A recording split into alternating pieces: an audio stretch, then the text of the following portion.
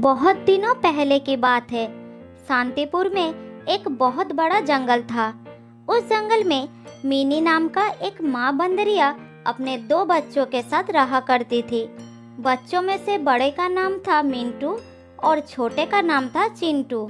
Mini अपने बच्चों को बहुत प्यार करती थी और बड़े ही लाड प्यार से उनका पालन पोषण करती थी। वो उन्हें अच्छे अच्छे भोजन भी लाकर दिया करती थी। कुछ महीने पहले ही मिनी के पति की मौत हो गई। तब से वो अपने बच्चों को कभी भी पिता की कमी महसूस नहीं होने दी। देखो मेरे बच्चों, मैं तुम दोनों के लिए केले लाई हूँ। अरे वाह, मजा आ गया। मुझे केले चाहिए, मुझे केले चाहिए। नहीं नहीं, मुझे पहले दो माँ, मैं बड़ा हूँ, मैं पहले खाऊंगा। हाँ बाबा हाँ, सबको बराबर दूंगी। शांति से बैठो जरा। मैं ये केले तुम दोनों के लिए ही तो लाई हूँ। पहले तुम दोनों को खिलाऊंगी, उसके बाद जो बचेगा मैं खाऊंगी। मेरे प्यारे बच्चों, आओ मेरे पास आओ। फिर दोनों बच्चों खाना शुरू करते हैं। खाने के बाद मिंटू अपने माँ से कहता है, माँ, इतने मीठे केले तुम कहाँ से लेकर आती हो? मुझे भी तुम्हारे साथ ले चलो ना माँ, मैं भी मीठे केले लाऊंगा। मेरे प्यारे बच्चों, तुम लोग जब बड़े होकर पेड़ पर छलांग लगाने के काबिल हो जाओगे, तब मैं तुम दोनों को सारे ठिकाने दिखा दूंगी। अब तुम दोनों बहुत छोटे हो, घर में ही रहा करो, बाहर बहुत खतरा है। अच्छा माँ, ठीक है, तुम जैसा कहोगे हम वही मानकर चलेंगे माँ। मैं तो बिल्कुल बाहर नहीं जाऊंगा माँ, बाहर बहुत खतरा है। तुम मुझे खाना लेकर दोगे और मैं बैठे बैठे खाऊंगा। लेकिन मेरे बच्चे, मैं तो हमेशा जीवित नहीं रहूंगी। मेरी भी तो उम्र हो रही है। बड़े होने के साथ साथ तुम दोनों को जंगल के सब कुछ सीख लेना होगा, नहीं तो मैं जब नहीं रहूंगी तब मुसीबत में पड़ जाओगे। नहीं माँ, तुम्हें कुछ नहीं होगा।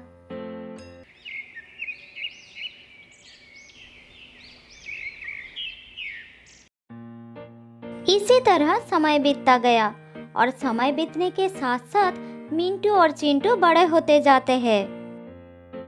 मेरे प्यारे बच्चों, तुम दोनों अब बड़े हो गए हो, इसीलिए मैं चाहती हूँ कि तुम दोनों मेरे साथ चलकर भोजन की तलाश करना सीखो। जंगल के नियम के बारे में जानो, जिससे तुम लोग खुद से अपना भोजन ढूंढकर अपना पेट भर सको। हाँ हाँ माँ, मैं तो कब से जाने के लिए तैयार हूँ। मुझे अभी ले चलो माँ। मैं इस घर के बाहर कभी नहीं गया हूँ। मुझे जंगल देखने का बहुत मन कर रहा है माँ। नहीं माँ, मैं नहीं जाऊंगा। मेरी तबीयत ठीक नहीं लग रही है, तुम दोनों जाओ। अच्छा अच्छा ठीक है, कोई बात नहीं, मैं तुम्हारे लिए भोजन लाऊंगी। फिर माँ बेटे भोजन लाने के लिए जंगल की तरफ चले जाते हैं और चिंटू घर में बैठकर आराम करने लगते हैं। इसी तरह कुछ और दिन बीत जाता है। चिंटू को इसी तरह बिना हाथ पैर चलाए भोजन मिलने लगा, जिससे वो और भी आलसी हो गया। बाद में जब उसकी माँ उसे जंगल में जाने के लिए कहती थी, तो वो कुछ न कुछ बहाना बना देता था। बेटा चिंटू, क्या आज तुम मेरे साथ चलोगे? ऐसे बैठे रहने से कुछ नहीं होगा, तुम्हें भी तो खाना ढूंढना सीखना होगा।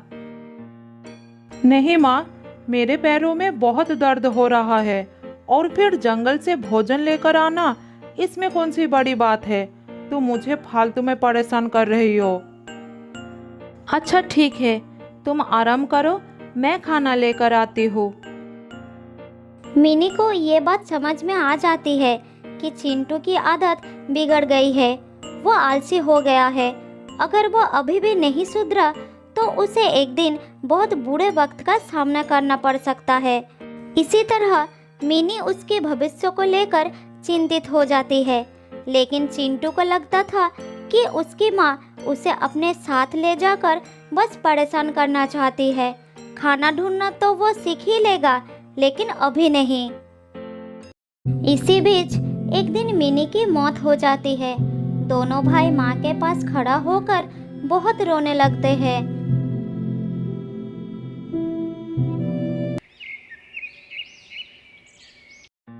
अगले दिन मिंटू अपने भाई को कहता है, देखो भाई, अब हमारी माँ नहीं रही, अब हमें खुद से सारा काम करना पड़ेगा। अरे तुम तो मेरे भाई हो ना, तुम्हारे रहते मुझे किस बात की चिंता है। हाँ, तुम्हारी बात बिल्कुल ठीक है, लेकिन हमें अपना जीवन जीने के लिए अपने पैरों पर खड़ा होना बहुत जरूरी है। मैं कब तक तुम्हारा साथ दूंगा। अरे भैया, ज्यादा ज्ञान मत दो। जंगल से मेरे खाने के लिए कुछ भोजन लाते हो तो तुम इसीलिए अपने आप को बड़ा महान समझने लगे हो। मिंटू को अपने भाई की बात सुनकर बहुत दुख होता है, लेकिन वो उसका साथ नहीं छोड़ पाता, उसके साथ ही रहने लगता है। इधर चिंटू अपने भाई के बातों को अनसुना कर उसी पर आश्रित होकर मजे करने लगता है।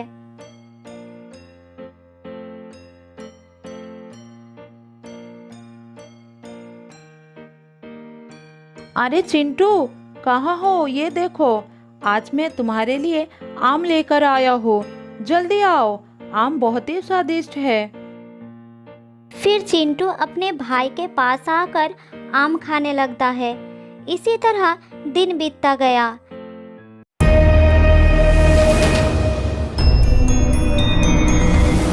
एक दिन उस जंगल में एक बदमाश शेर आता है। जो भी प्राणी उसके सामने आता है उसे वो शिकार कर लेता है। सभी प्राणी डर के मारे अपने अपने घर में छुप जाते हैं। भाई चिंटू, जंगल में एक खतरनाक शेर आ गया है, तुम उससे बचकर रहना। जब तक मैं खाना लेकर नहीं आ जाता तब तक तुम सावधान रहना। ठीक है, तुम मेरी चिंता मत करो। मिंटू पेड़ से उतरकर भोजन के तलाश में निकल जाता है। तभी वो शेर उसका पीछा करता है। मिंटू शेर को देखकर दौड़ने लगता है। फिर किसी तरह एक पेड़ पर चढ़ जाता है और अपना प्राण बचा लेता है। लेकिन वो शेर उस पेड़ के नीचे बैठकर मिंटू के उतरने का इंतजार करने लगता है। ये शेर तो मेरे पीछे ही पड़ गया। अब मैं अपने घर कैसे जाऊंगा? इसी तरह रात हो जाती है, लेकिन शेर वहां से नहीं हटता, जिस कारण मिंटू अपने घर नहीं जा पाता। उधर चिंटू अपने भाई के घर ना लौटने के कारण भूखा ही रह जाता है, लेकिन वो भोजन के लिए कोई भी कोशिश नहीं करता।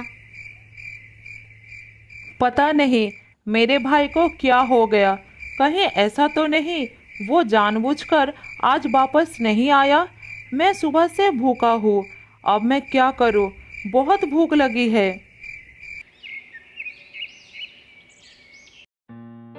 चिंटू पूरी रात ही भूखा रहता है। अगली सुबह मिंटू घर वापस आता है और अपने भाई को खाना देता है। भैया, तुम्हारी वजह से मुझे पूरी रात भूखा ही रहना पड़ा। तुम तो भूखे रहे, मेरी तो जान ही खतरे में थी। अच्छा, ऐसा क्या हुआ तुम्हारे साथ? मिंटू अपने भाई को सारी बात बताता है। फिर उसे कहता है, इसीलिए तो कहता हूँ तुम खुद से कुछ काम कर लिया करो, जिससे जरूरत पड़ने पर बुरे समय का सामना कर सको। अच्छा, ठीक है ठीक है। इसी तरह समय बीतने लगता है। कुछ दिनों में बारिश का मौसम भी आ जाता है और तेजी से बारिश शुरू हो जाती है।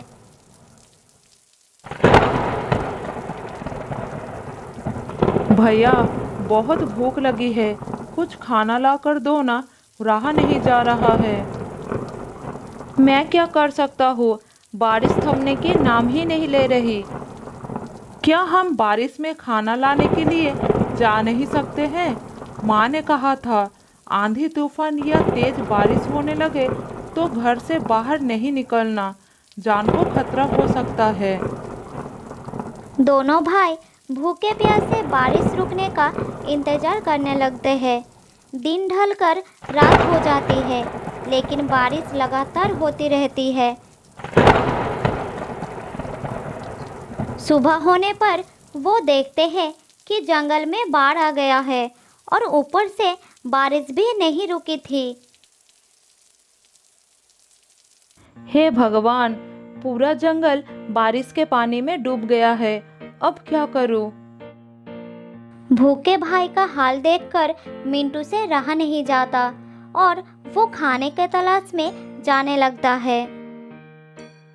तुम अपना ख्याल रखना, मैं खाने की तलाश में जा रहा हूँ। मैं भी तुम्हारे साथ चलूंगा भाई। नहीं, अभी नहीं, बाहर बहुत खतरा है, बारिश भी हो रही है, मैं जल्दी कुछ खाना लेकर आ जाऊंगा। मिंटू खाना लेने के लिए चला जाता है और चिंटू घर पर भैया के लौटने का इंतजार करता है। बहुत समय बाद भी मिंटू वापस नहीं लौटता। अरे भैया अभी तक वापस क्यों नहीं आया? इतनी देर हो गई, भूख से तो मेरी जान निकल जा रही है। अगर मुझे खाना ढूंढने का अनुभव होता तो मैं खुद चला जाता। चिंटू को बहुत ही पछतावा होता है कि वो हमेशा दूसरों पर निर्भर रहा। उसने कभी भी किसी चीज को पाने की कोशिश नहीं की, जिसके कारण आज वो संकट में फंसा हुआ है। कुछ दिनों से लगातार भूखे प्यासे रहने से चिंटू की हालत बहुत खराब हो जाता है। फिर एक रात उसे भूखे सोना पड़ता है, लेकिन चिंटू के लिए उस रात के बाद अगली सुबह नहीं होती। वो हमेशा के लिए सो जाता है। तो दोस्तों, इस कहानी से हमें ये सीखने को मिलता है कि हमें कभी भी दूसरों पर आश्रित नहीं रहना चाहिए। बहुत साल पहले की बात है। एक जंगल में रहती थी एक लोमड़ी। वो बहुत झूठ बोलती थी। उसे इधर की बातें उधर लगाने का बड़ी शौक थी।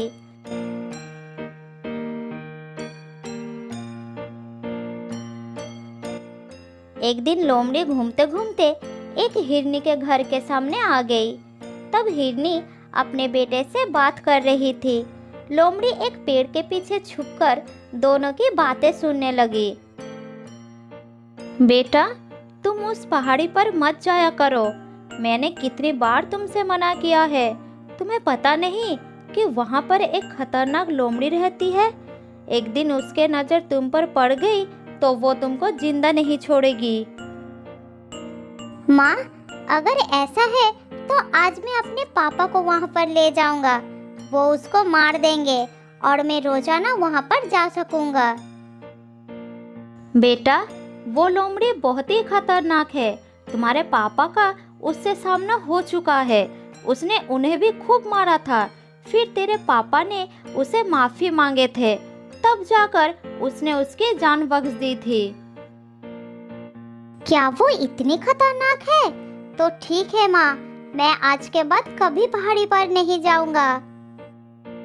अपने बच्चे की बात सुनकर हिरनी खुश हो गई। इधर पेड़ के पीछे से लोमड़ी ने सारी बातें सुन ली। उसने सोचा कि ये बात सबको पता चलना चाहिए। फिर वो वहां से चली गई।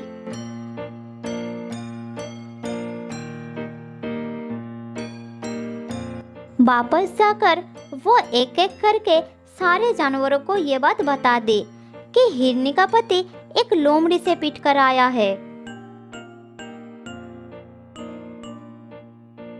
उधर हिरनी का पति जब जंगल में घूम रहा था, तब हर जानवर उसका मजाक बना रहे थे। वो सब यही कह रहे थे कि वो एक लोमड़ी से मार खा कर आया है। यही बात सुन सुनकर उसे बहुत गुस्सा आ गया। तब वो अपने घर पहुंचकर हिरनी के ऊपर बरसने लगा।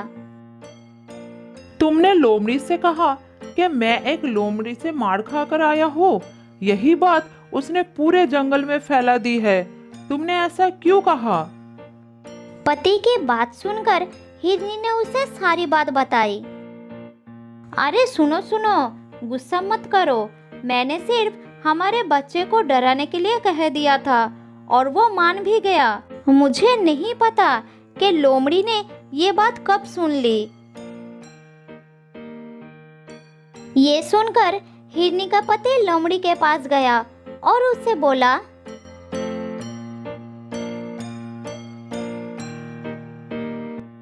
मेरी बीवी ने ये बात केवल मेरे बच्चे को डराने के लिए कही थी और तुमने इस झूठ को पूरे जंगल में फैला दिया। तुमने ऐसा क्यों किया?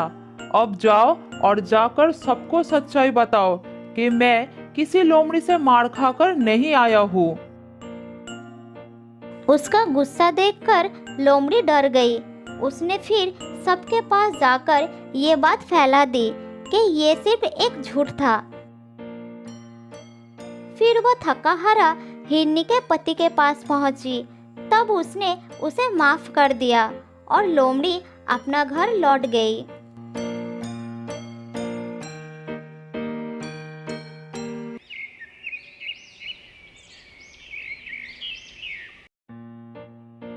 ऐसा ही कुछ दिन लोमड़ी चुपचाप रही, लेकिन अभी भी उसका ये आदत छूटी नहीं थी। फिर से वो जंगल में घूमने लगी।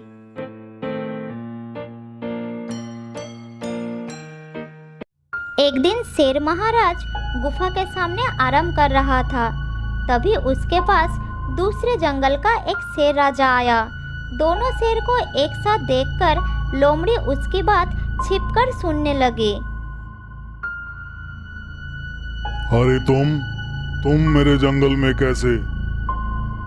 मैं तुम्हारी तरफ दोस्ती का हाथ बढ़ाने के लिए आया हूँ। दोस्ती का हाथ मेरी तरफ? क्या कहना चाहते हो तुम? शेर खान, तुम्हारा जंगल कितना बड़ा है और मेरा जंगल कितना छोटा। मुझे पता है कि तुमको इस जंगल को संभालने में कितना तकलीफ होता होगा। ऐसा कुछ नहीं है, मैं मेरे जंगल को अच्छे से संभाल रहा हूँ। किसी को मुझसे कोई तकलीफ नहीं है। शेर खान, मैं तो तुम्हारी भले के लिए ही कह रहा था। तुम मेरे और अपने जंगल को एक कर लो, फिर हम दोनों मिलकर इस जंगल में राज करेंगे। ये बात कहकर वो मन ही मन सोचने लगा। बस एक बार ये हाँ कर दे, फिर इसके जानवरों के साथ मिलकर इसी को मरवा दूंगा। तब दोनों जंगल पर मेरा ही राज होगा। मुझे ये मंजूर नहीं है, तुम जा सकते हो। तुम बूढ़े हो चुके हो शेर खान। अगर कोई मुसीबत आ गई तो तुम कैसे इस जंगल को बचाओगे? ये सुनकर शेर खान को गुस्सा आ गया। लगता है तुझे दिखाना ही पड़ेगा कि मुझ में दम है कि नहीं। नहीं, रुक जाओ। अभी तो मैं जा रहा हूँ, लेकिन कुछ ही दिनों बाद मेरा भाई जंगल आ रहा है। वो तुमसे बहुत ज़्यादा शक्तिशाली है। अगली बार मैं उसी के साथ आऊँगा। लगता है तुमको अपनी जान प्यारी नहीं है।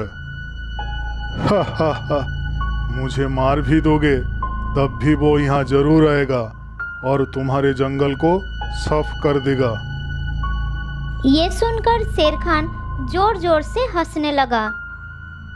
क्या बोला तुम? तुम्हारा भाई आएगा? तो सुनो, मेरा भी एक भाई है जो पास के जंगल में राज करता है। मुझसे ज़्यादा जवान और ताकतवर है वो। मैं उसी को बुला लेता हूँ। लेकिन अगर वो इस जंगल में आएगा तो उसको भी शिकार की जरूरत पड़ेगी। तो क्या हुआ? तुम्हारा भाई आएगा, वो भी बिना वजह मेरे जंगल के जानवरों को मारेगा। इससे अच्छा मैं अपनी भाई को ही बुला लेता हूँ। वो रोजाना 3 जानवर को शिकार करता है। यहाँ भी ऐसा करेगा। अब मैं तुमको मार देता हूँ। जब तक तुम्हारा भाई आएगा उससे पहले मेरा भाई यहाँ आ चुका होगा। अरे नहीं शेर खान, मैं तो बस ऐसे ही तुमको डराने के लिए कह रहा था। मेरा कोई भाई नहीं है, मैं जा रहा हूँ। ये कहकर वो वहां से भाग गया। इधर लोमड़ी सोचने लगी, अरे बाप रे, रोजाना 3 जानवर, ये बात तो सबको बताना पड़ेगा। ये कहकर लोमड़ी वहां से चली गई और उसने ये बात पूरे जंगल में फैलाना शुरू कर दी। वो जानवरों के पास जा रही थी और यही कह रही थी, शेर खान अपने भाई को इस जंगल में बुलाने वाला है। अब ये दोनों भाई मिलकर रोजाना 3 जानवरों का शिकार करेंगे और कुछ ही महीनों में जंगल खत्म हो जाएगा। ये सुनकर जानवरों के दिल में डर पैदा हो गया। तब सभी जानवर उस जंगल को छोड़कर जाने लगे। शाम होते होते जंगल एकदम खाली हो गया। शाम को जब शेर खान घूमने निकला तब उसे कोई भी जानवर नजर नहीं आया। तालाब के पास भी दूर दूर तक कोई जानवर नहीं थे। अब उसे चिंता होने लगी। कहीं शेरू ने सच में अपने भाई को बुलाकर जानवरों पर हमला तो नहीं किया? वो सब कहाँ चले गए?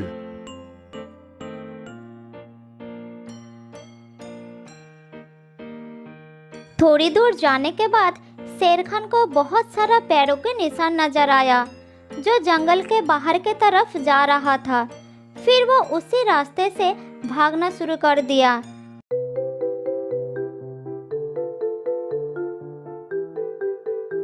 थोड़ी दूर जाने के बाद उसे सभी जानवर जंगल से बाहर जाते नजर आए। शेर खान सबके सामने जाकर खड़ा हो गए। क्या हो गया तुम सबको? कहाँ जा रहे हो जंगल को छोड़कर? थोड़ी देर तो कोई कुछ नहीं बोला। फिर हाथी ने हिम्मत करके कहा, वहाँ रुककर मौत का इंतजार करने से अच्छा है कि हम यहाँ से चले जाए।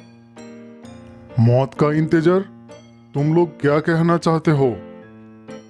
हमें पता चल चुका है कि तुम अपने भाई को भी इस जंगल में बुलाने वाले हो, जो कि रोजाना 3 जानवरों को खाकर अपनी भूख मिटाता है। जब वो यहाँ पर आएगा तो हम में से ही रोजाना 3 जानवर कम होंगे, तो यहाँ कौन रुकना चाहेगा? तुम लोगों को ये किसने कहा? ऐसा कुछ नहीं होने वाला है। हमें ये सब लोमड़ी ने बताई थी। ये सुनकर शेर खान को बहुत गुस्सा आया और वो गरज कर बोला, लोमड़ी, कहाँ हो तुम? मेरे सामने आओ। ये सुनकर लोमड़ी डर गई। वो जानवरों के पीछे छुपी हुई थी। फिर वो धीरे धीरे सामने आई। तुमने ये झूठ क्यों फैलाई? जल्द ही बताओ, इसके पीछे क्या कारण था? महाराज, मैंने आपको कहते हुए सुनी थी। आप शुरू से कह रहे थे कि आप अपने भाई को बुलाने वाले हैं और फिर रोजाना 3 जानवरों का शिकार किया करोगे। मूर्ख, तुमने ये नहीं सुना शेरू क्या कह रहा था? वो अपनी भाई को बुलाकर इस जंगल पर हमला करने के लिए कह रहा था। इसीलिए उसको डराने के लिए मैंने ऐसा बोल दिया कि मेरा भी एक भाई है। असल में मेरा कोई भाई नहीं है और मैं कभी अपने जंगल को बर्बाद नहीं करूंगा। ये सुनकर सब जानवर खुश हो गए और वापस जंगल की तरफ चल पड़े। सुनो लोमड़ी, आने वाले खतरों से होशियार रहना अच्छी बात है, लेकिन पहले पता कर लेना चाहिए कि खबर सही भी है या नहीं। बिना पता किए किसी भी बात को फैलाना अफवाह होती है और अफवाह फैलाने से हमेशा नुकसान ही होती है। ये सुनकर लोमड़ी को अपनी गलती का एहसास हो गया। फिर उस दिन के बाद उसने अफवाह फैलाने की आदत हमेशा के लिए छोड़ दी।